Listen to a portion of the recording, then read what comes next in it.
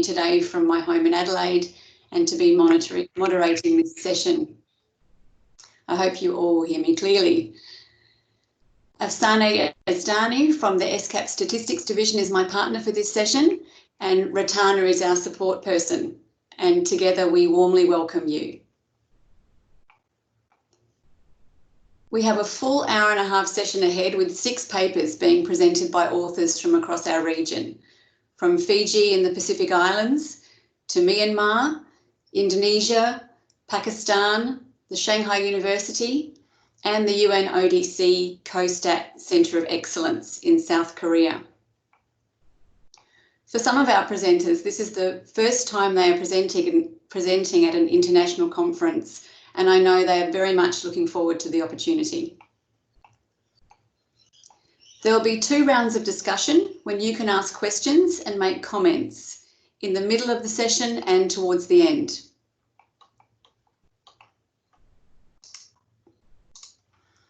You're probably all becoming quite familiar with Microsoft Teams this week, but for those of you that may be new to this software, let me remind you how it works.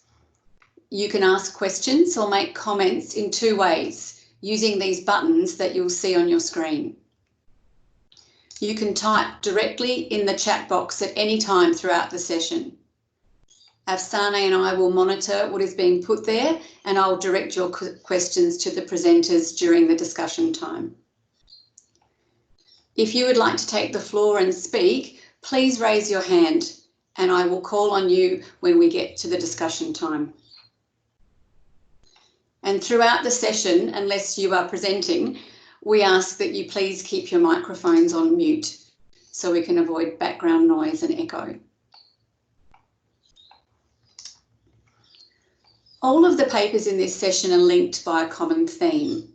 They show how the Sustainable Development Goals are shaping the needs for development data and what national statistical systems are doing to respond. Innovative methods are needed to engage with users and produce data in new ways. Many are taking advantage of new technologies and approaches to integrate data sources for dissemination and maximise investments in data. Some of the questions that you might like to reflect on as we go through the session are: how are the needs for statistics changing and how best to meet them? Are the investments in official statistics matching the demand for data? And if not, where are the gaps? What tools and mechanisms are proving the most effective for meeting user needs and why? But now let's get to the main business of the session, and that is to hear from our excellent presenters from across Asia and the Pacific.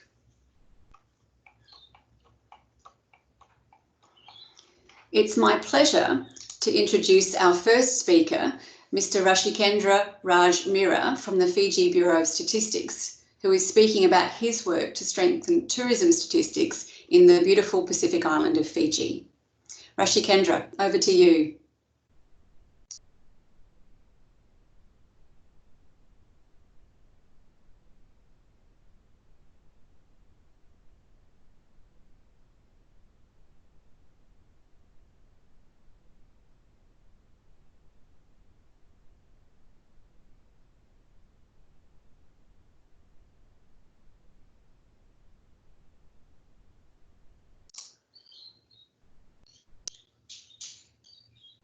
Rashikendra, are you there?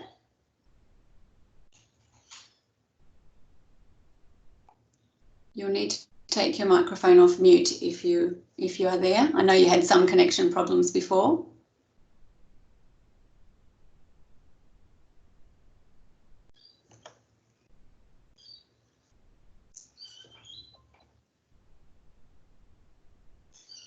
Okay, we're just trying to resolve these connection problems.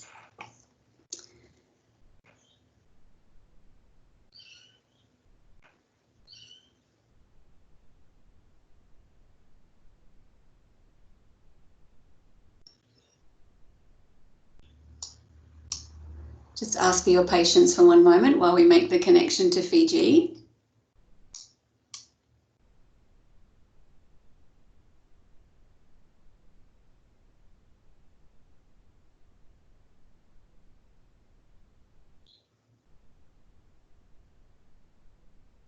orang Malaysia.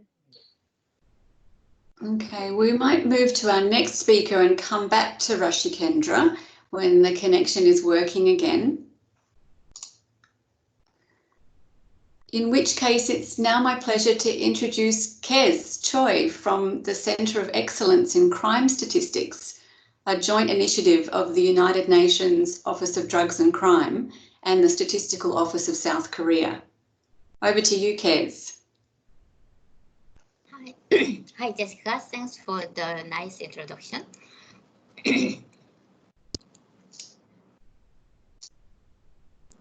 As soon as the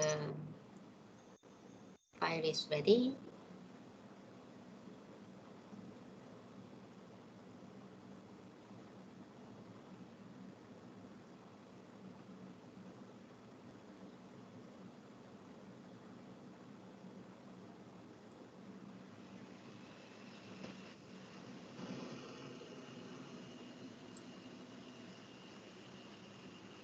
good morning. It's a pity that we can't meet in person due to COVID-19.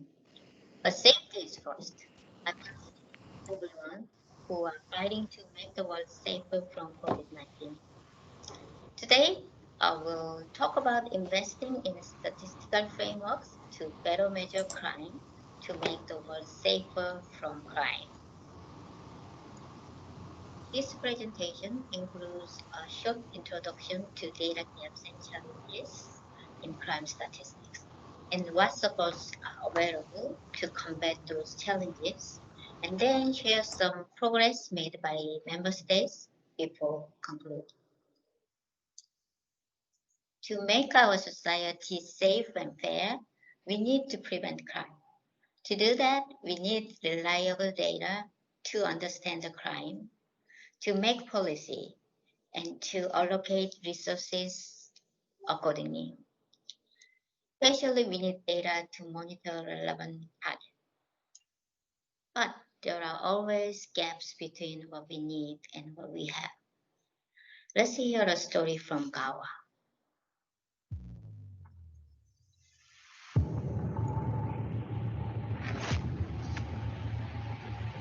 My name is Hawa. I live in a small city called Mae Sot in western Thailand.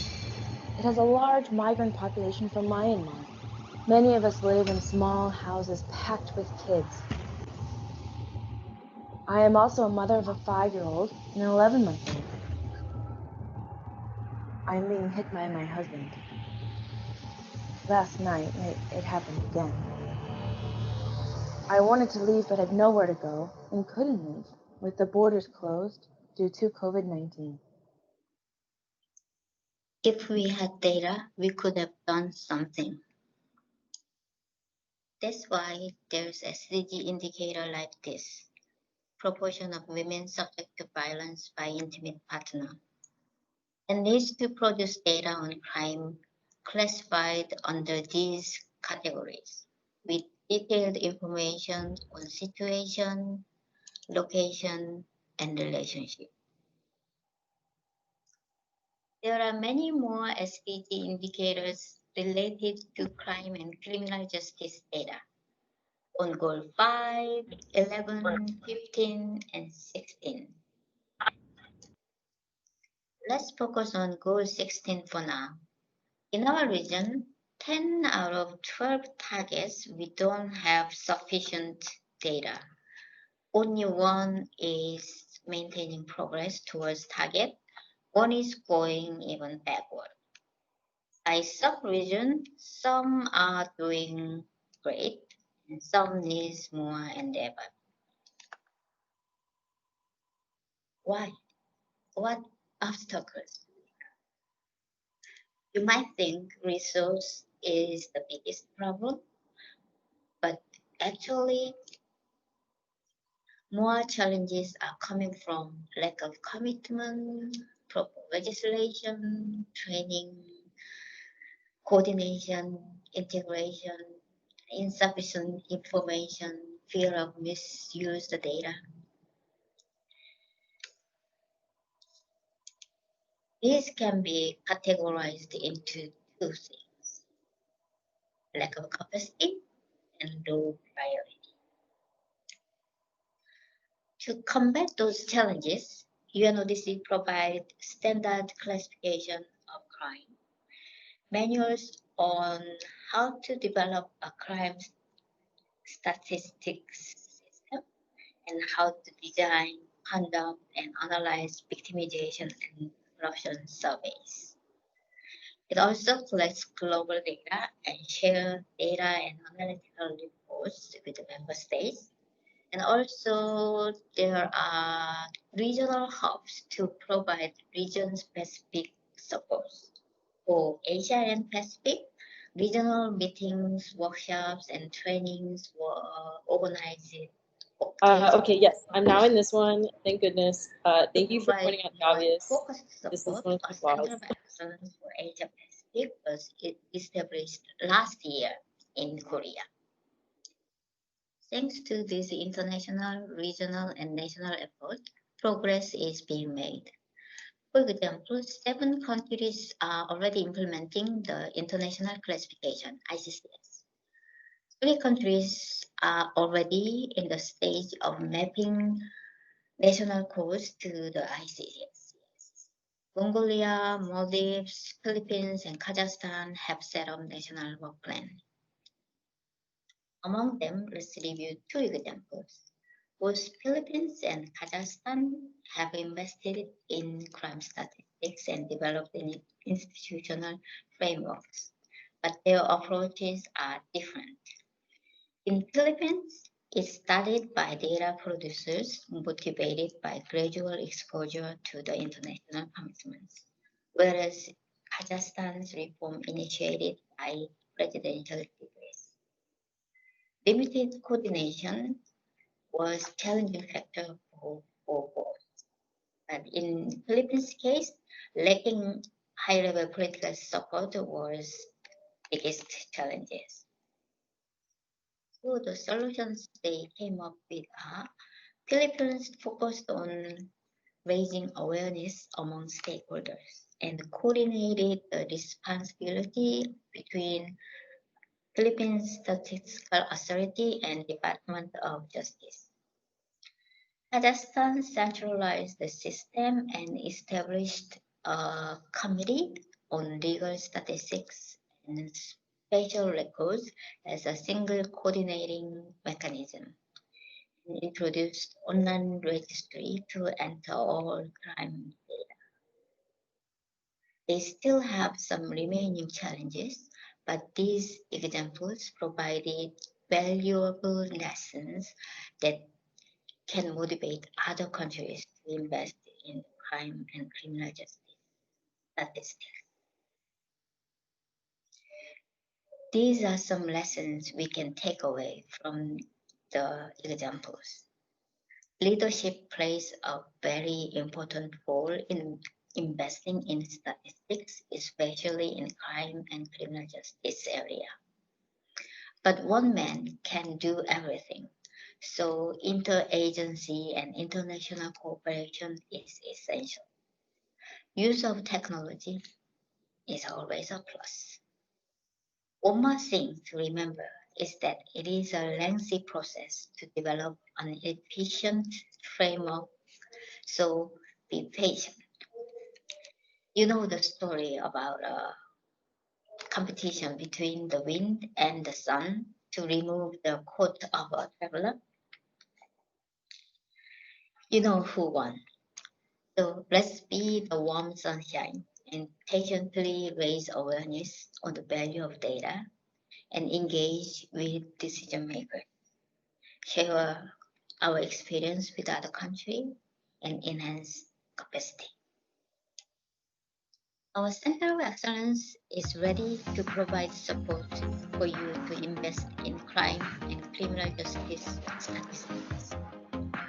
For more information, please visit our website or contact us at any time. Thank you. Thank you, and I would like to ask you one more favor. My colleague Matt will share a link to the chat box. Please participate in a quick poll. It will take only 1 minute to answer those questions. Thank you. Back to Jessica.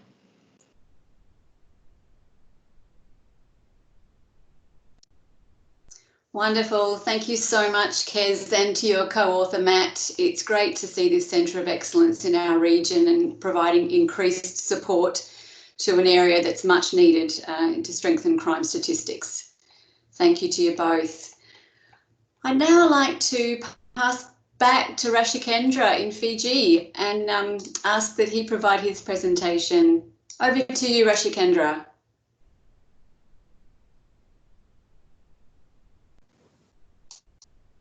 Thank you, Tess. Okay.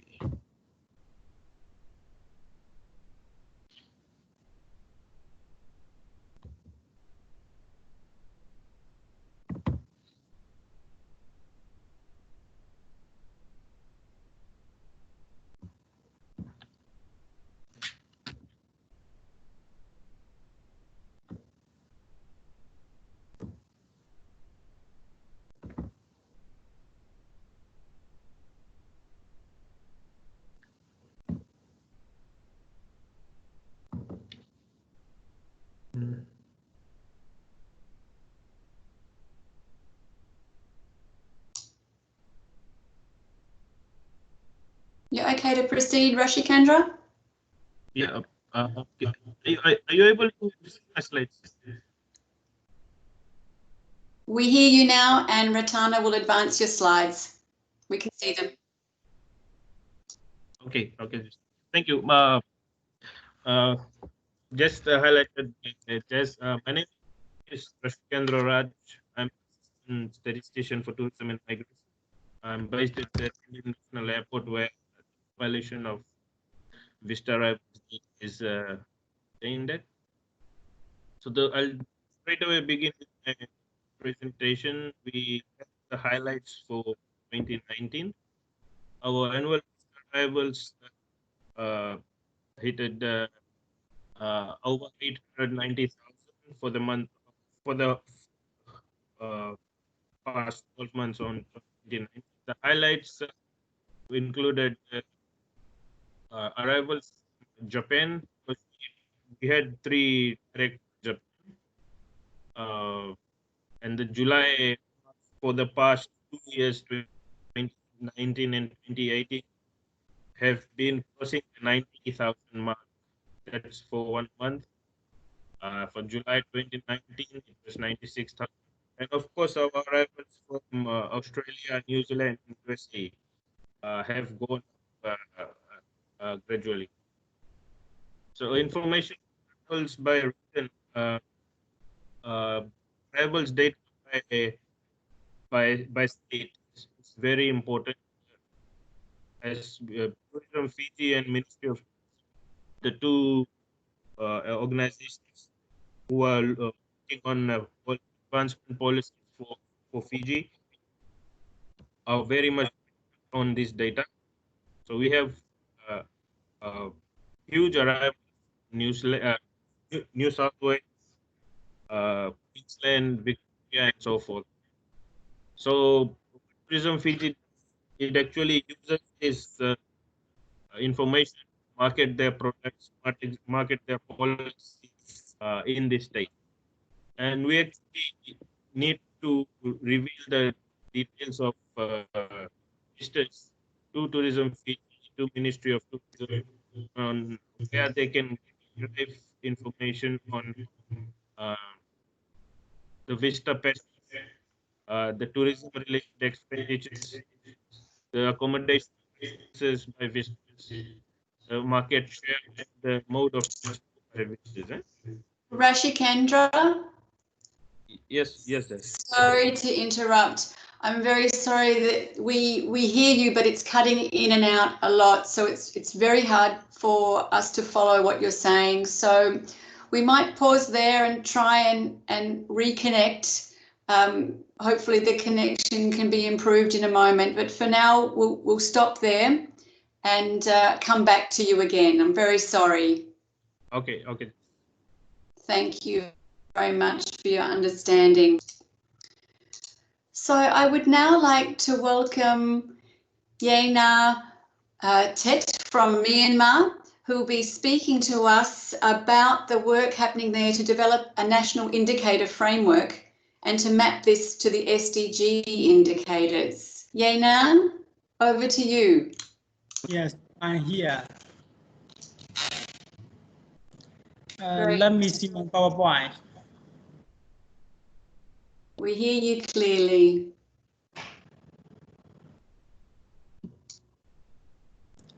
Jessica, may I want to see my PowerPoint, please?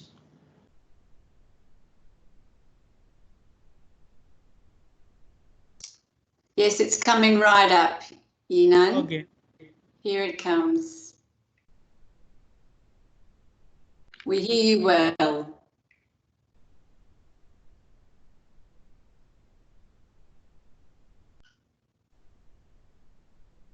We see your slides, so we can begin when you're ready.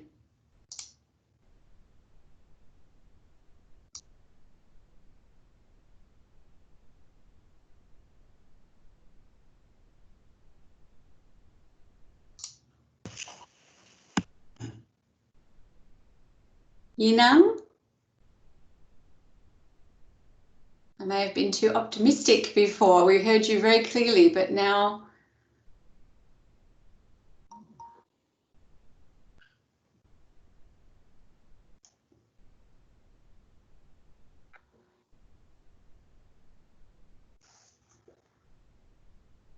Yenan, did we lose you? Yenai, we cannot hear you.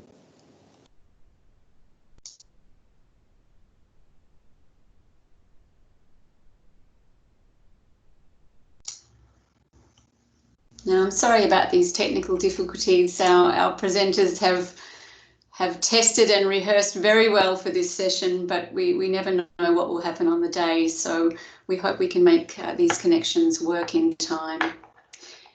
If anyone has any questions or comments for Kes at the UNODC-KOSTAT Centre of Excellence, please start adding them to the chat box, because we can use the time in between to direct some questions on that presentation.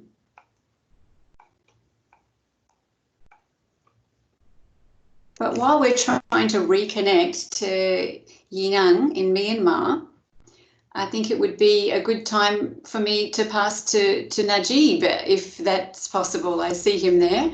And Mr. Muhammad Najib Ullah is joining us from Pakistan, and he's going to share with us a statistical picture of the measures of decent work in Pakistan. Over to you, Najib. Yes. Can I share my desktop from here, or you will show from there? Yeah. Yes. I am Muhammad Najibullah from Pakistan Bureau of Statistics. Topic of my presentation is decent work indicators, a way forward for policymakers and data users in Pakistan. What is decent work? Decent work means to job is priority. Not just jobs, quality jobs. Not just any job. Decent work. Decent work means dignity, equality, a fair income, and safe working environment. Decent work put people at the center of the development. It gives women, men, and youth a voice in what they do, the right to protect them from exploitation and a future that is inclusive and sustainable. Decent work sums up the aspiration of people for productive and secure employment, for fair income and wages, for security in the workplace, for social protection of the worker and their families, participation in the decision making, equal opportunities and treatment for all men and women. Elements and statistical indicator of decent works. Decent work has 10 elements ranging from employment opportunities to social security and social dialogue. Each and every element has its own statistical indicators. There are 18 main indicators and 25 additional indicators, which are grouped into 10 elements. Next, methodology. Labor force microdata from 2008 to 2018 is used for tabulation of decent work indicators. And the results of these indicators are used for discussion, conclusion, and recommendation. In my presentation, I will show the decent work indicator calculated from labor force 17-18 microdata. Due to shortage of time, I cannot present the whole decade from 2008 to 2018. Decent work indicator calculated from labor force microdata 2017 and 18 are in your screen. There are 18 main indicators and 25 additional indicators of decent work. Due to shortage of time, I will discuss some of the main indicators. Pakistan is bestowed upon various resources, including human resources. It is the 5th largest country of the world. It accounted 2.8% globally. Youth population is 40 million, which is about 27% of the total population. The creation of productive employment opportunity is key pillar of decent work. The country has 65.5 million labor force, out of which 61.7 million are employed and the remaining 3.8 million are people without job and work. Such a massive source of workers provide a strong foundation for resilient labor market. 50 million people in Pakistan is living below the poverty line, which is about 24% of the total population. Unemployment rate for both sexes is 5.8%, per male it is 5.1 and per female it is 8.3. There is a large gender gap in unemployment rate. Unemployment rate of female is almost double that of the male. Next. Next slide.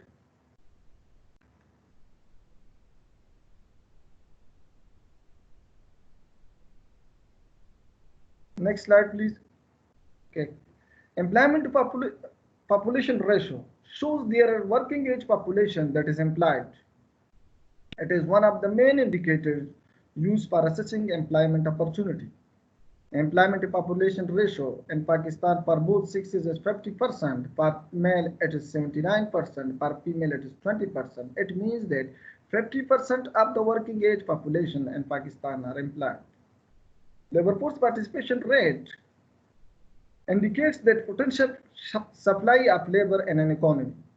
Labor force participation rate means to share the share of working age population that is employed or is seeking employment. Labor force participation rate in Pakistan is 44% for both sexes. Per male it is 68%, per female it is 20%, with a huge gender gap. The gender gap disaggregation shows that female participation is very low in comparison to their male counterpart. Unemployment rate in educated people. The distribution of unemployment by level of education shows alarming situation in Pakistan. Unemployment rate in master degree holder is 38%. The figure indicates that attainment of higher education is losing relevance with labor demand, or there is mismatch between demand and supply of skills. Average monthly wages. Adequate earning is an important dimension of decent work that stresses upon that worker being able to earn sufficient income to provide a reasonable standard of living to their families. The average monthly earning for both sexes in Pakistan, according to 2017-18 data, is approximately 19,000 Pakistani rupees. Per male, it is 20,000, approximately 20,000 Pakistani rupees, and per female, it is 12,000 Pakistani rupees. The average wages up. There is a huge gap, gender gap in average monthly income. Hours of work. The number of hours is also an important dimension of assessing decent work of employed workforce. Mean hour work for both sexes is 47 hours per week. For male it is 51 hours per week, and for female it is 34 hours per week. Excessive hour work. The analysis indicates that large share of employed workforce work excessive hours more than 48 hours per week. The data indicates that 40% of employed workforce works more than 48 hours per week, 49% of the male and 10% of the female working more than 48 hours per week. The gender desegregation shows that the share of women working excessive hours is significantly lower than the male. Informal employment in non-agriculture sector. The share of informal employment in non-agriculture sector is 72%. Surprisingly, the share of both sexes, male and female, are almost same with no significant gender gap. The share of formal sector employment in non-agriculture sector is 28%. Youth need. Youth represent the important market segments in Pakistan. The share of youth population 15 to 24 years of age is about 9% of the total population. The youth unemployment rate is also persistently rising and reached to 11% in 2017-18. Youth need is quite high in Pakistan, which is 30%. Per male it is 5% and per female it is 55%, with large gender gap. It means that 30% of youth does not have access to education, training and employment. Conclusion. The analysis indicates that limited job opportunities with large supply of labor raises unemployment rate, particularly in youth and female. The gender wage gap is quite alarming, particularly in informal sector. Youth are backbone of economy. Most of the youth are discouraged workers. They don't have access to education, training and employment. Almost half of the workers are engaged in excessive hour work, which affect the productivity.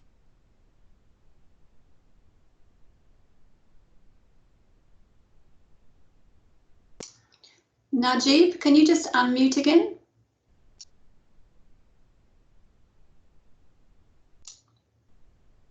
Najib, thank you. We just missed the last few seconds of what you said there.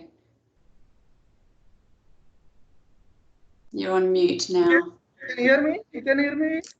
Now we can, thank you. We just missed the last few seconds on your conclusion slide, just as you were wrapping up.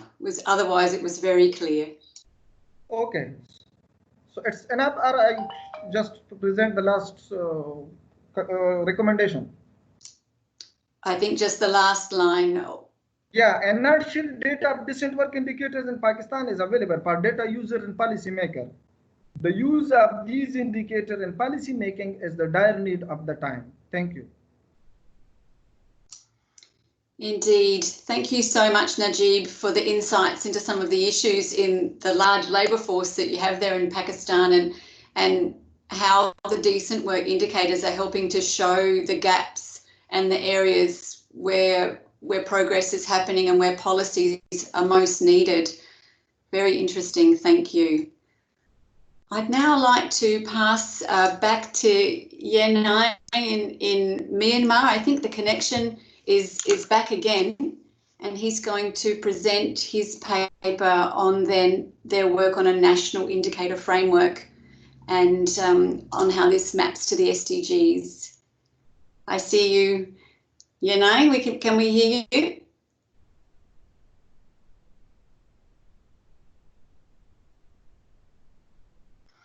I don't hear you.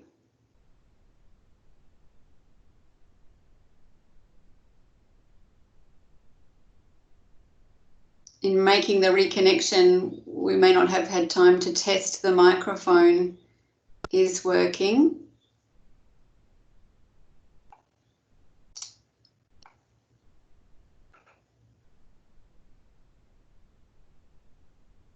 So I think we just need to do some more tweaking of the technology to get that connection happening.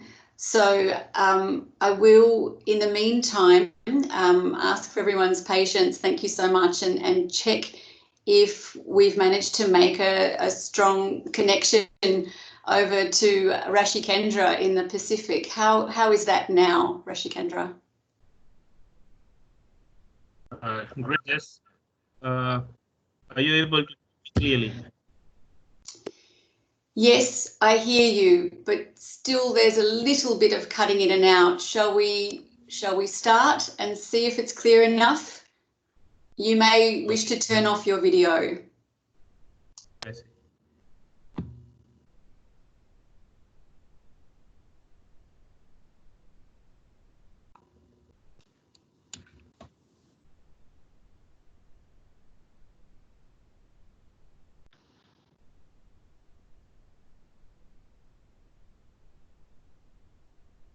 Right, I'll start from the beginning.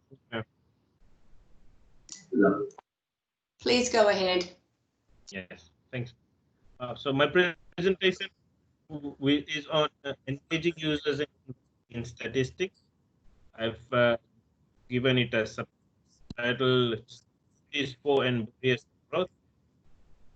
So the highlights, our visitor arrivals for 2019 was annual visitor arrivals was 800,000. One of the significant records by the Fiji arrival was flights, 3 flights to Narita, these direct flights.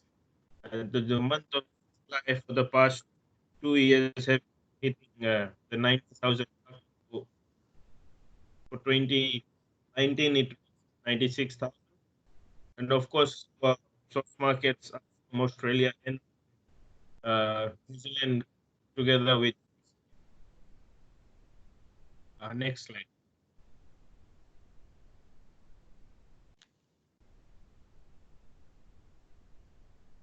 So our data users are virtually arrival by states where they go and market their products, mainly Ministry of Tourism and tourism.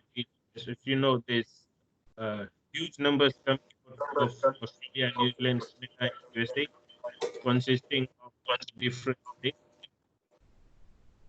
So the players need to know the time, the seasons when these visitors are frequenting Fiji, so they can actually plan for visitors in terms of tourism related expenditure, accommodation, market share, transportation, and other eco-related activities. In terms of accommodation, there's a huge variety of options where visitors can choose 5-star hotels, uh, accommodation in islands,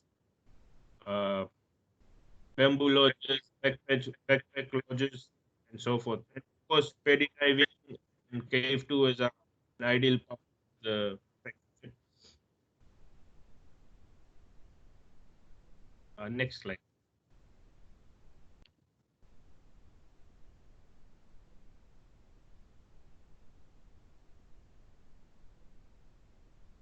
So it is crucial to understand how these visitors travel, their mode preference traveling from their home country to Fiji. Either they want cruise ships, either they want by airports, or we have also previously we have travel by you. So it all depends on for us as data compilers to categorize these arrivals into different types of arrival modes. And it is again in line with Ministry of Tourism to Fiji. They take this data and they do their development, they do their policy papers in this mode of the graph there in front of you shows the visitor arrivals by our highest source Australia, New Zealand, USA, and Canada. These are for 2019 and 2018. Yeah, next slide. This graph shows arrival by month country. These are the various months for 2019. Next slide. And this shows the arrivals by occupation. So when Fiji has a lot of sun, sand, beaches, we organize workshops, international conferences, and we attract professionals from abroad. So we have a bunch of professionals coming here, attending conference, attending workshops, and then they go back and liaise this with their counterpart, and that's how tourism gets promoted. And next slide.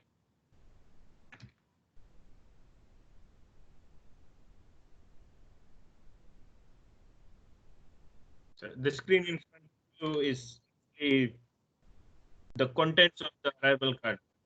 There were previously efforts made by the arrival card committee to remove some of the fields from the current arrival card. So the Bureau of Stats here, we made a submission that the current contents of the arrival card to be intact without removing any fields. You can see on the right side, we have stated the statistical need. These needs are for our data users. If we need or if recording few of these, so we won't get a clear picture and we won't be able to fulfill their record. Next. So, partial recording of data.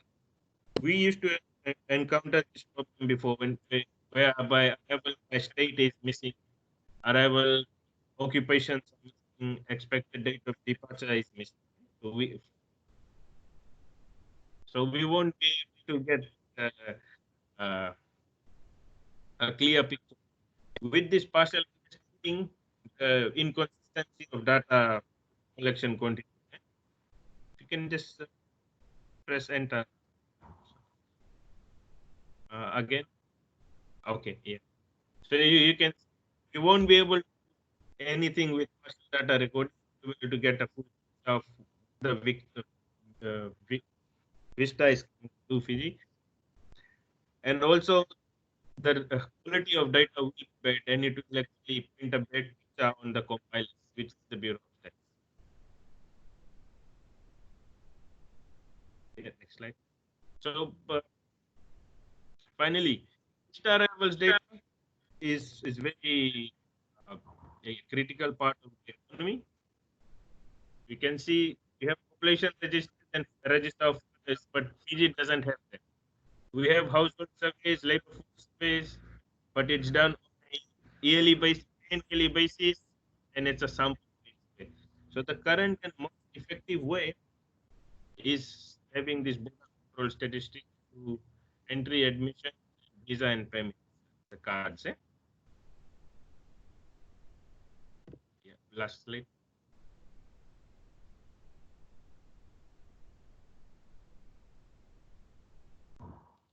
So it's very important to conclude.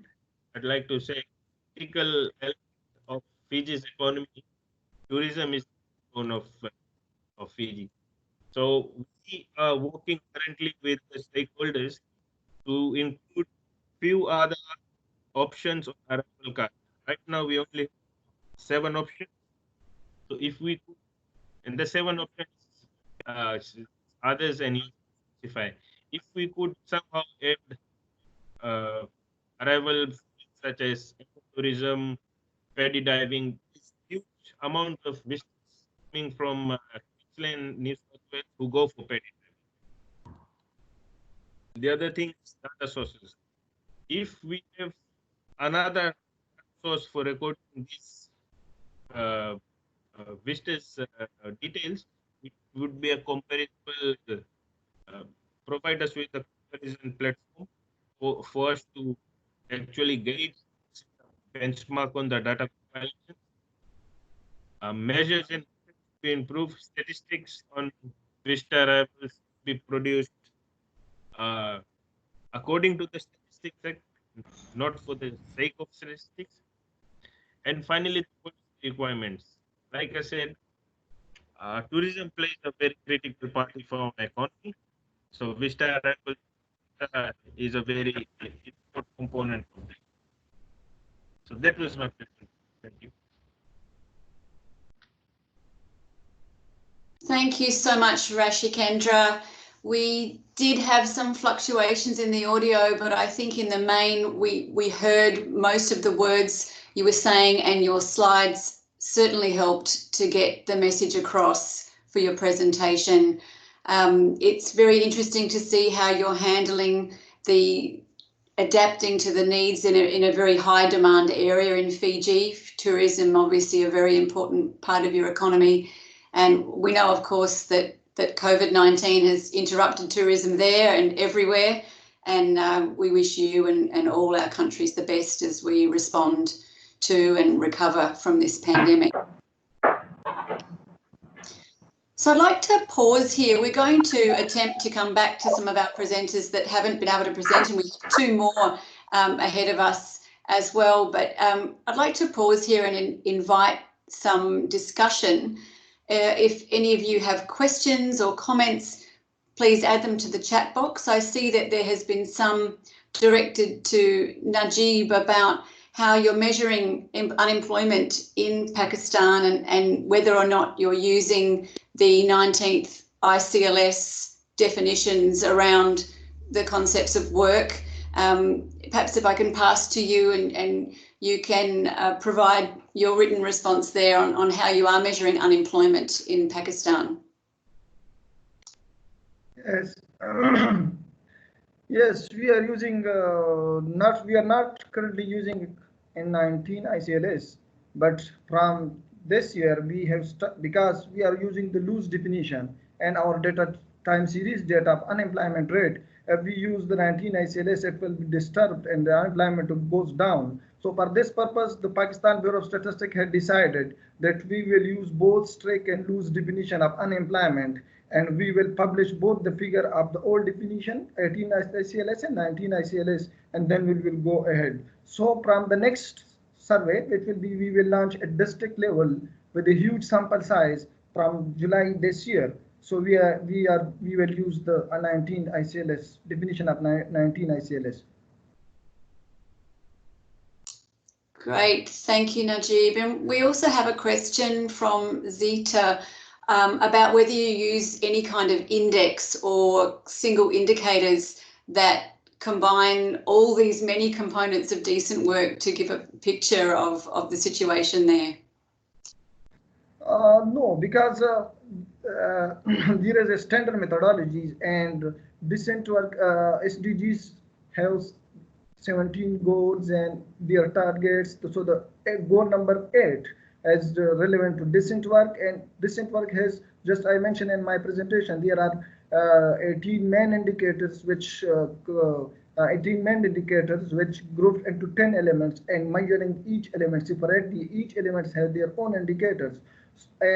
So we cannot have a single index for this that we can calculate and we can measure the decent work, but we can the main methodologies which shared by the custodian agency ILO is that the elements 4 failures, then 20 elements, and then their main indicator as additional indicators. So we have to publish and we have to provide the data to national and international agencies on these 18 main indicators and 25 additional indicators. But in Pakistan, most of the main we are providing data, we are calculating data and more main indicators, but some of the additional indicators we are still broad changes in our questionnaire to fully capture the additional indicator as well. But there is no single index in which I know. To extent up to the, in my knowledge, there is no single index for the measuring decent work. Thank you very much, Najib. And I see there's a question for Rashikendra from Mansu Zubair, but I think we've just lost our connection to Rashikendra for a moment, so we'll come back to that when we can re-establish that connection. I'd like to just test if we are well connected to you now, Yinang, in Myanmar.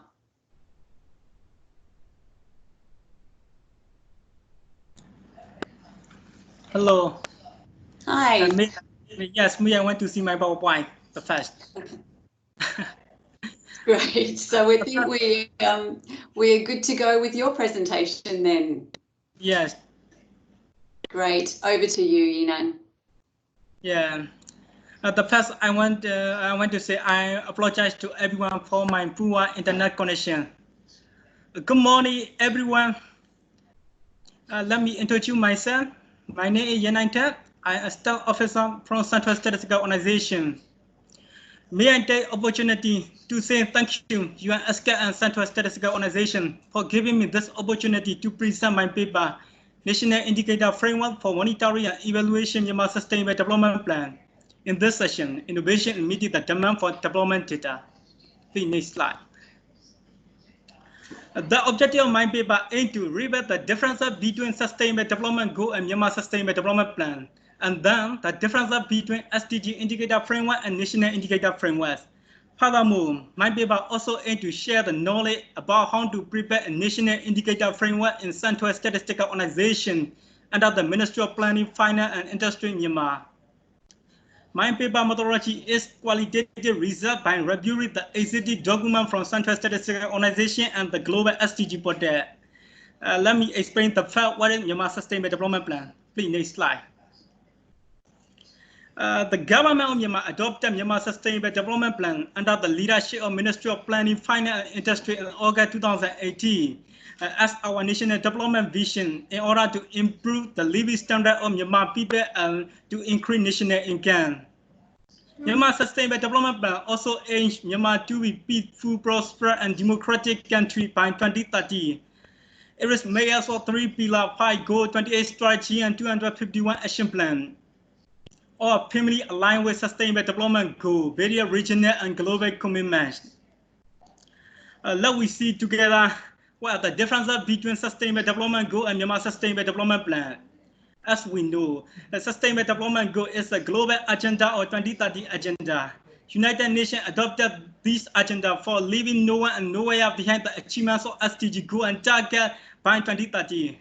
There are 3 pillars, 70 goal and 169 target in Sustainable Development Goal.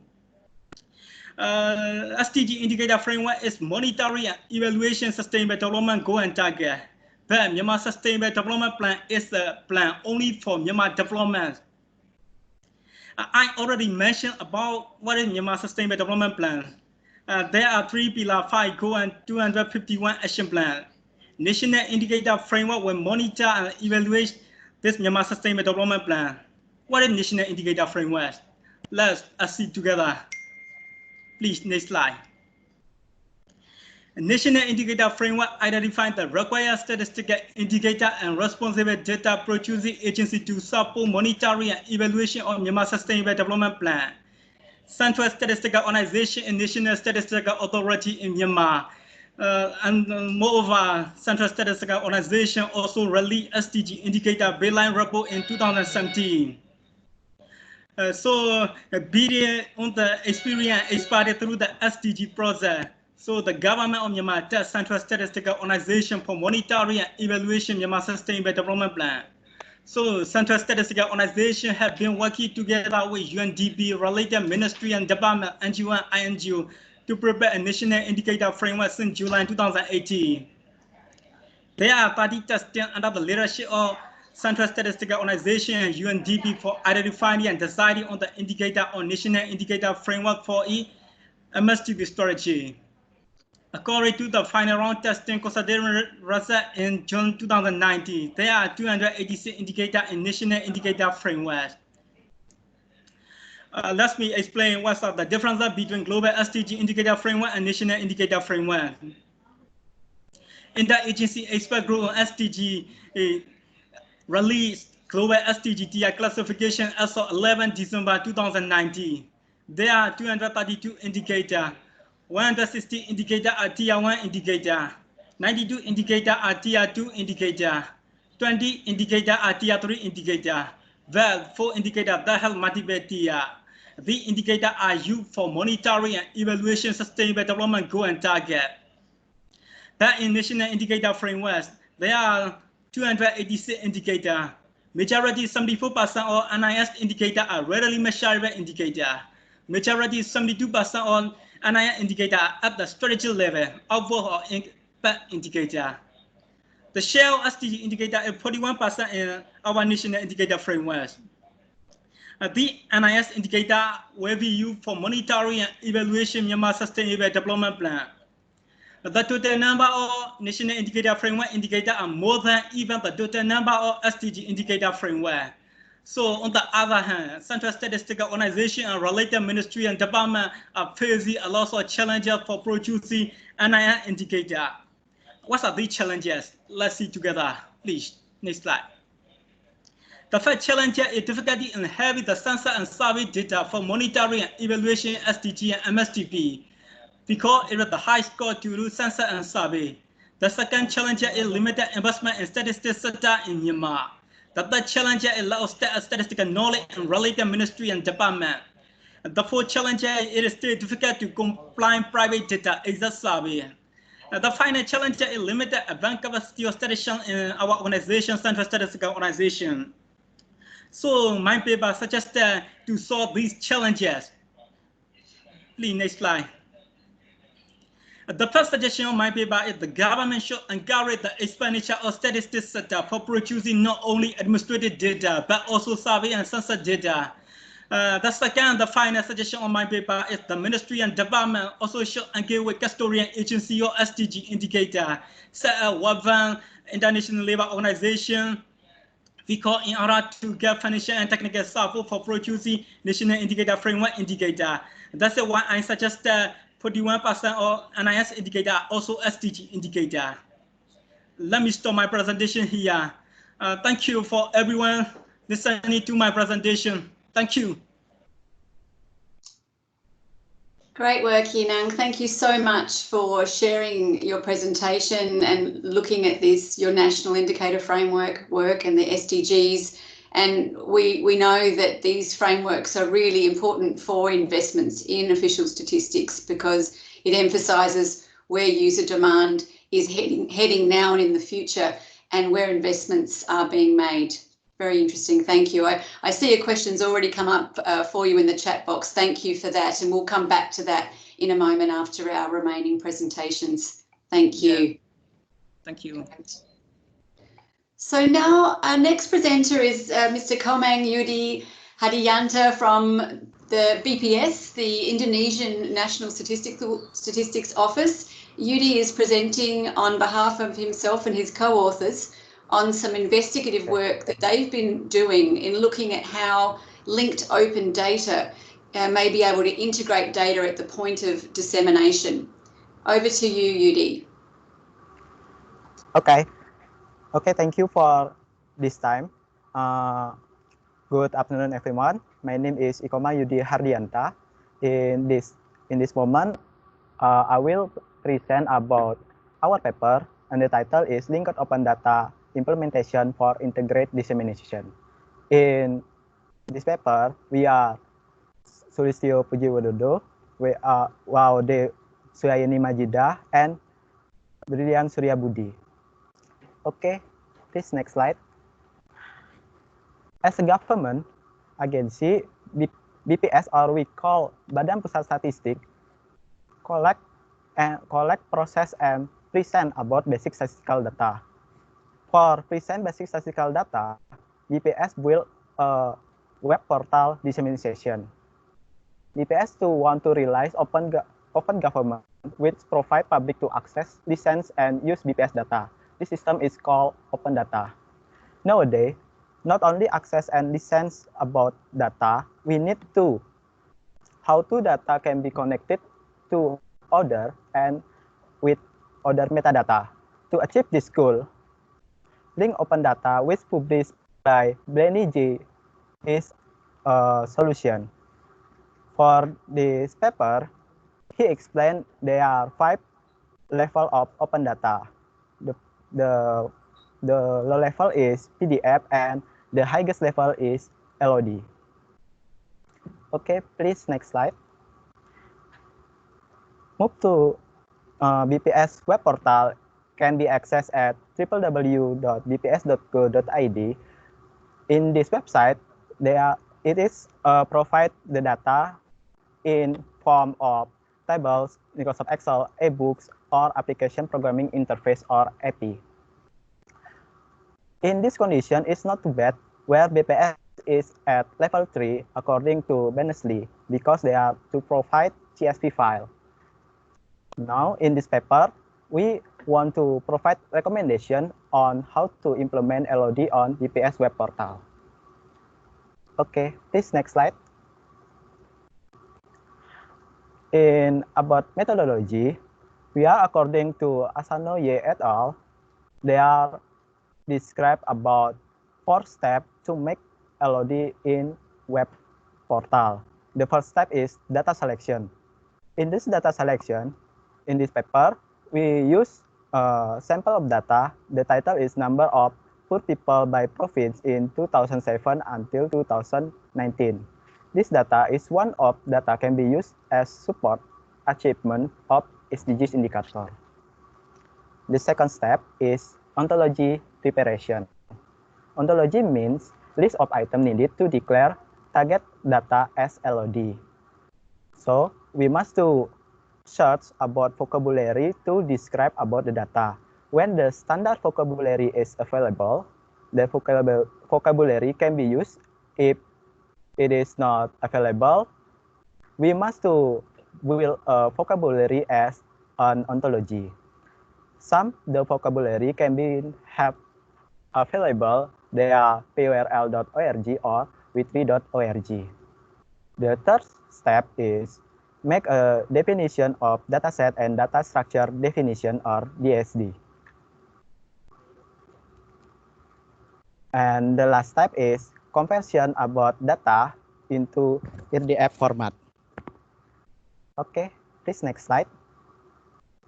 From the table we use in the paper, the number of poor people by province in 2007 and 2019, there are 4 dimensions. First dimension is yearly and semester. Second dimension is number of year. The third dimension about rural and urban, and the fourth dimension about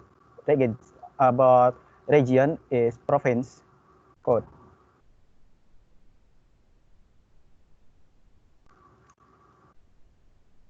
For the table, there are many vocabulary exist in external BPS, so we can use immediately. They are from purl.org.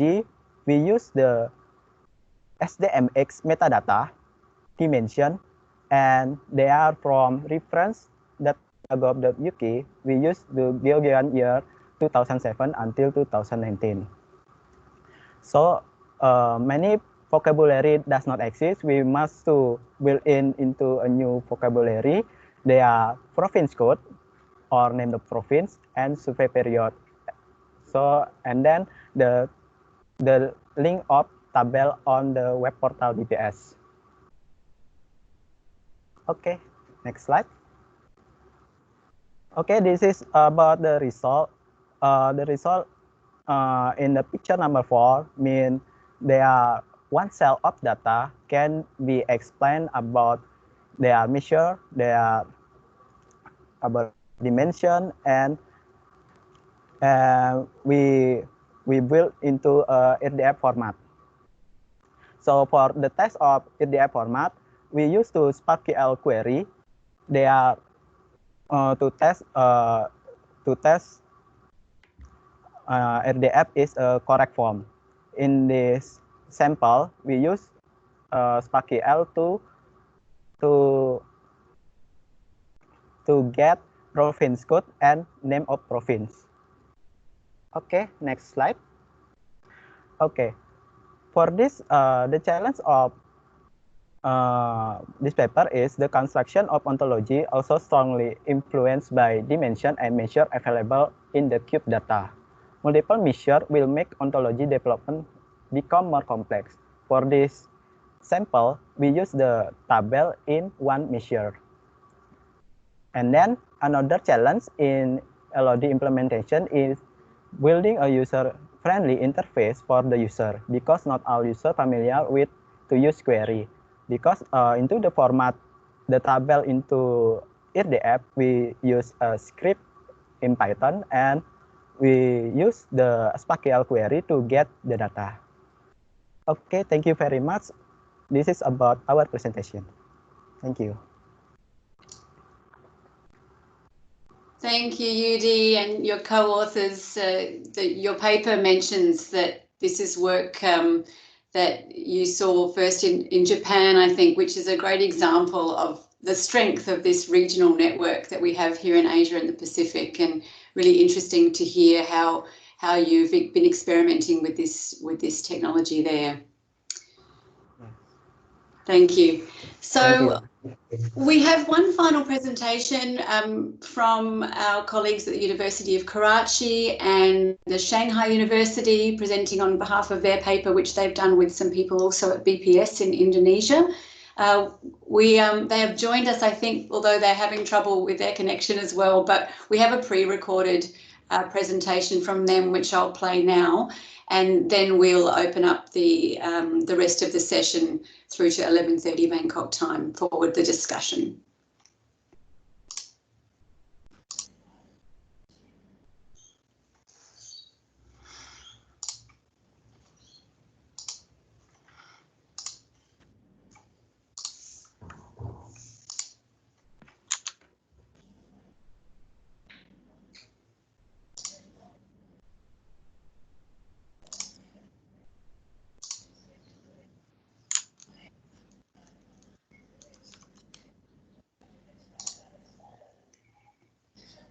Hello, everyone. Hello, Jessica. Hello, colleagues. I am Kenneth Liliana from Shanghai University, and I am with me is Assistant Professor Dr. Lubna Nats from Karachi University. Joining us as well are my co-authors, Ms. Siri Hachmad and Mr. Fahar from BPS Statistics Indonesia. So as we go through along with our presentation, our research looks at the health inequality and deprivation among developing countries. We particularly focused on Pakistan, Indonesia, and the Philippines respectively. Particularly, we would like to understand the global goals of human development parameters. Secondly, the health and economic challenges of developing countries. And thirdly, we would like to understand the interrelationship of health inequality and economic growth. And lastly, to understand as well the monitoring of progress on the Sustainable Development Goals or the SDGs. The third slide, let's have Ms. Dr. Lubna. Okay, thank you. Thank you, Ken. We have used variables and methods, so I'll be discussing the material and methods used in this study. We have used two indicators for health. The first one is life expectancy at birth. The second one is under-5 mortality. For 1,000 births, you can find the details in our paper. We have used the predictive variable, which is GDP per capita. So we have looked at the inequality in GDP per capita by using the Gini index of per capita. And we have also measured the level of changes in per capita income and its impact on both indicators of health. We have used the generalized additive model in our study, which is a Bayesian model. And this model is a statistical model in which the relationship between the response variable and the predictive variable is described as the sum of the functions of the predictive variable. So where the function is a nonlinear, the gem is formulated as you see in equation 1, where the y is a response variable, sigma is intercept, xk is predictive variable, p is the number of predictive variables, cfk dot is the smoothing function. We have also used the B-splines. We have covered the period from 1980 to 2018. Here you see the extended model, where the referring to model 1, we have rewritten it in terms of equations form. The first one, the third equation, represents the life expectancy and its relation with GDP per capita, while the same we have represented in terms of the inequality in GDP per capita measured in terms of the Gini index, the infant mortality as a response variable and GDP per capita, and the inequality in GDP per capita and its relation with the under 5 mortality. The details are given right under this model, where you can see that LE represents life expectancy at birth. GDP is GDP per capita at the current dollars. Under 5 mortality, MRU is under 5 mortality rate for the children of under 5 years of age. Gini is Gini ratio, and P-spline functions on the GDP per capita variable refers to FKXK in the model 1. So the details, more details may be found in the paper. Over to Ken. So our paper actually reports the increasing disparity in child mortality, right, boss? Across wealth groups and decreased inequality in life expectancy. So for the results,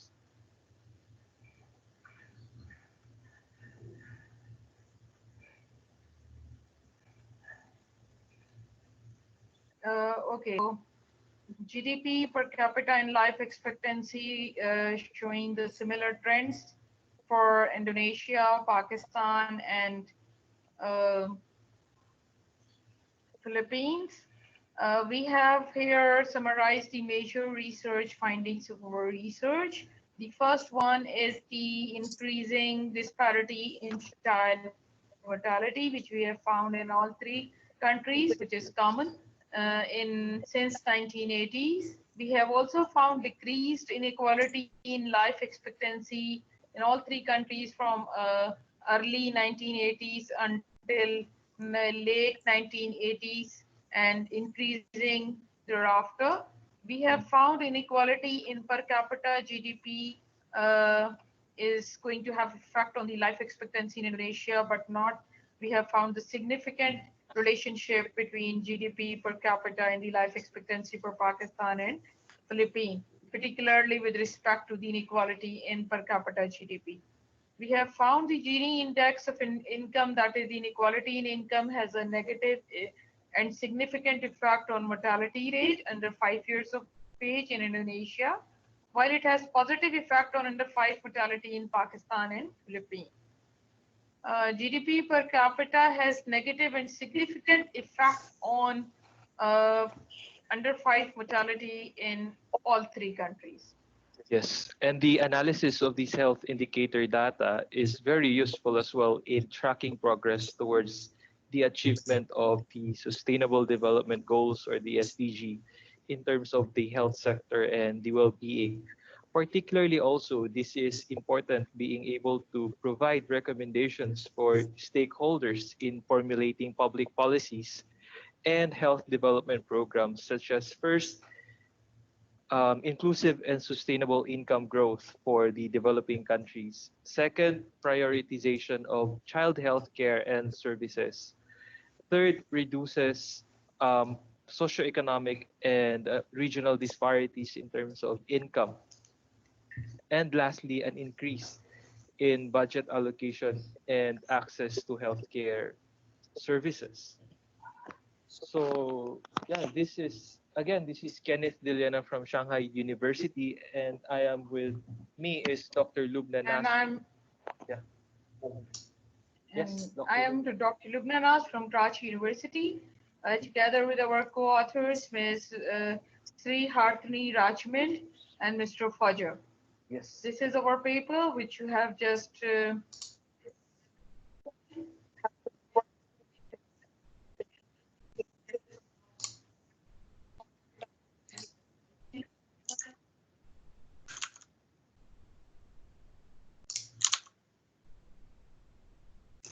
Thank you so much to Ken and Lubna for that presentation. It certainly shows the intersection between the issues that we're tracking around sustainable development and how research can help us to show that connection for policy purposes. Thank you very much. And those of you wanting to look into the detail of their methodology, be reminded that theirs and all the papers from this session are available on the ESCAP website. So thank you to all of our presenters. We now have some time for discussion. There's some great questions that are coming up in the chat box. Perhaps we can start with some of the questions that have been directed towards our earlier speakers. Kez, there's a question for you from UNIATI on how is your roadmap being implemented? How long will it take, and how do you help countries in data collection to produce crime and criminal justice statistics?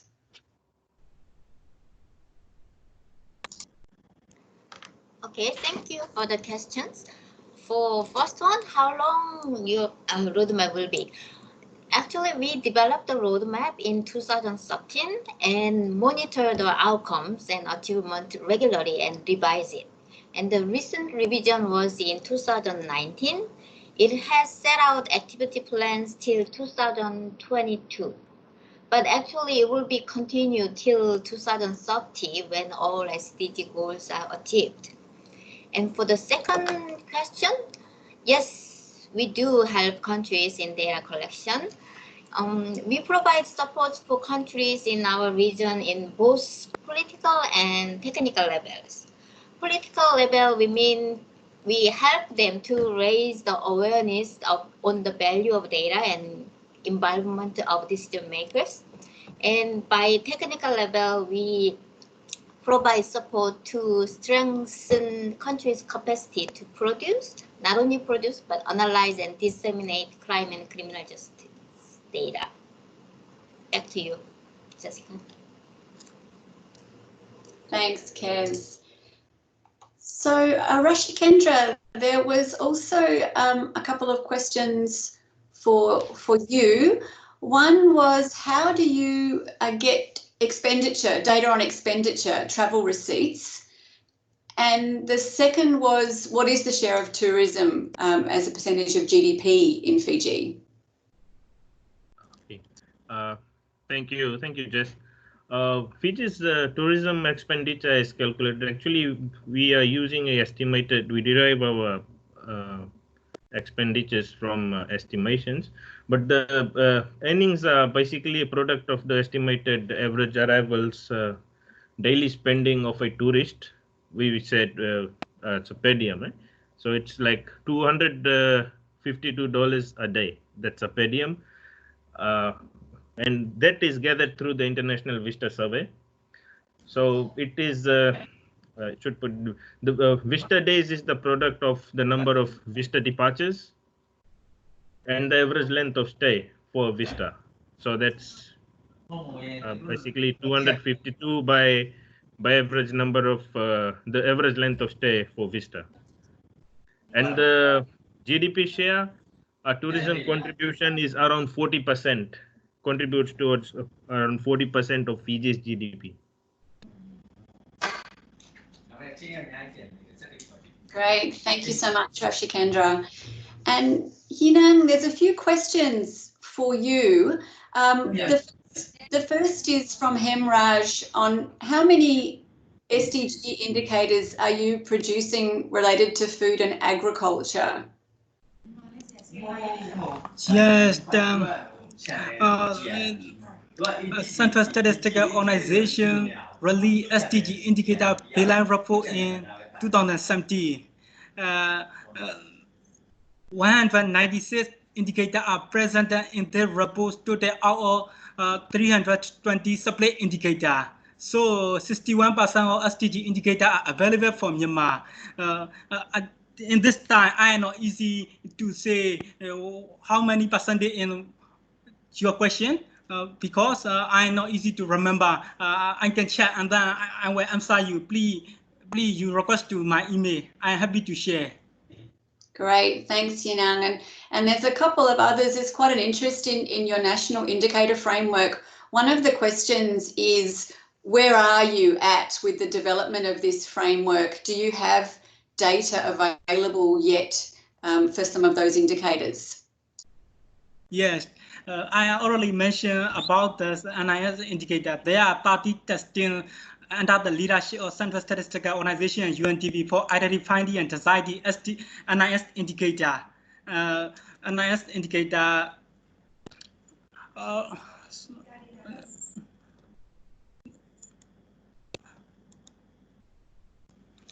So the other ministry and department, the guest assistant as a focus department, they are respective indicator. So I know easy to say which indicator is which department is focus. So if you want to know more detail, please send me email. I will share to you later. Great, thank you so much. Let's move now to the question that we have for UD and your team. The question is, to start with linked open data, LOD, for other NSOs, what basic infrastructure and capacities are needed? Okay, thank you for this question. Maybe I will answer. To start with LOD for other NSO, to prepare about data structure. Data structure meaning we must to prepare about the vocabulary, and we must to search in other NSO. We must to have one vocabulary the same with the other NSO. For the IT infrastructure, they are not high recommended, not too high. For that, we must to host the RDF and connect to internet. Maybe for in our team, maybe for our team can be add some answer.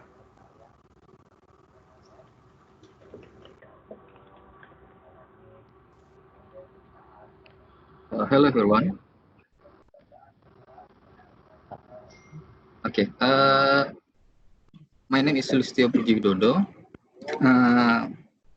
I will try to answer the question. Some with UD. Basically, there is no specific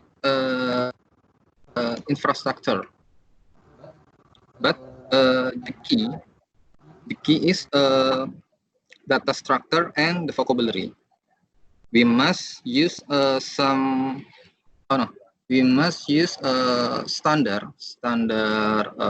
data structure, and we use in our paper RDF, and we must use same vocabulary with another NSO. So with same vocabulary, we can query with that vocabulary. So our data can be linked with other NSO. Thank you.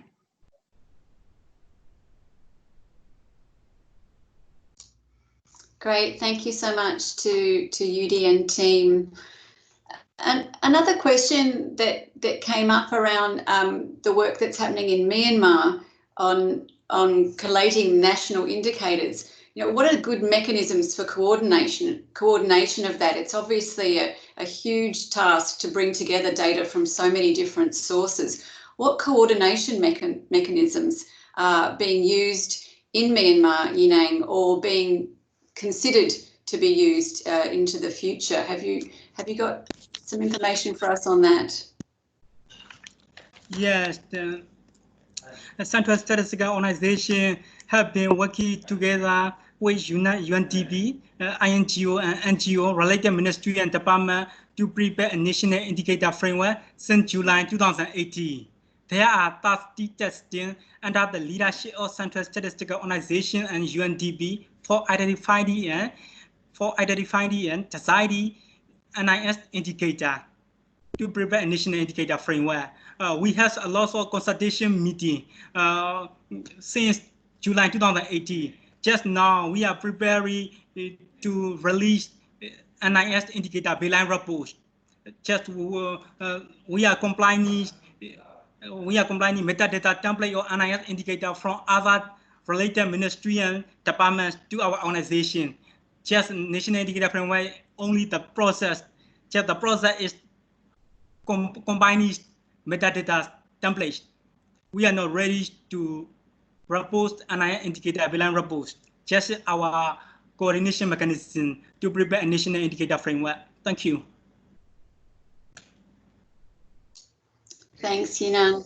And if I could go back to you, Najib, in what areas do you think investment is needed so that national statistical systems can do a better job of meeting these growing demands for data that we're facing? Yes, Pakistan Bureau of Statistics need investment on tools such as use of latest IT technology, use of tablets, laptops, access to internet, etc. Pakistan Bureau of Statistics is in transition stage from paper pencil data collection to ESCAP methods. Currently, PBS is collecting data only on price statistics by using tablets such as price statistic, SPI, CPI, and WPI, and the results indicate, and the results show that it is very good and effective method. So this year, Pakistan Bureau of Statistics has planned to use tablets and labor force, and also Pakistan demographic survey and highs, etc. It will help in producing quality statistics well in time for their uses. Another thing which I mentioned that we need to focus on is Pakistan Bureau of Statistics publish most of our statistics on annual basis, such as national accounts, labor statistics, social statistics, etc. And most of the country of the world, the statistics are published on quarterly basis.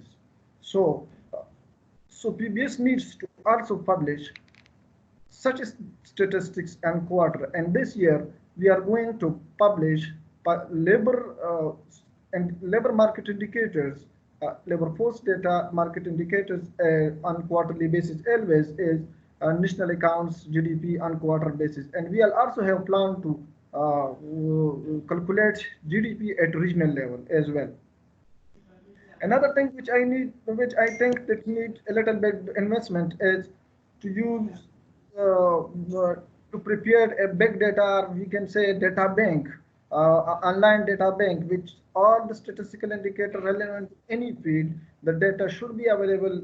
The data related to census, survey, or any other administrative data, which should be available online in any format, like in PDF as well as in MS and Excel format for the data user. It will also as demand for the data user as well. So I think the investment is needed, and every 3 areas like tools, capacities, and skills. It is the demand of the day that we should invest in these areas and improve the quality of our statistics. Thank you so much, Najib. Well, that actually brings us to the end of this session.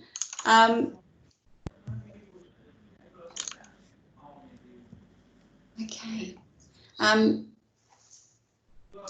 I would like to thank all of our presenters and their co-authors for their excellent presentations today. You know, the needs that we have around sustainable development and data on these many topics are hugely varied, and producing official statistics starts and ends with meeting data needs. And we, as statisticians, we have not only the challenge to provide data, but to help users, often non-statisticians, to understand the methods, the strengths, the limitations of the statistics that we can produce. Thank you so much to our presenters, our co-authors, for your contributions to this session. Thank you to all the participants for joining us today, for your questions and your comments. Ratana is going to share a link in the chat box to the online evaluation for this session, and we hope that you'll fill it out and give us your feedback. Wishing you all the best as we continue our work on improving both the production and the use of statistics and tracking development through this very important decade of action that we have ahead. Thank you all and see you at the other activities during the course of this week. Thank you. Thank you. Thank you. Thank you. Good work, Jessica. It was a great Thank you, session. everyone. Well done to all of you. Well done. Congratulations. Thank you. Bye-bye.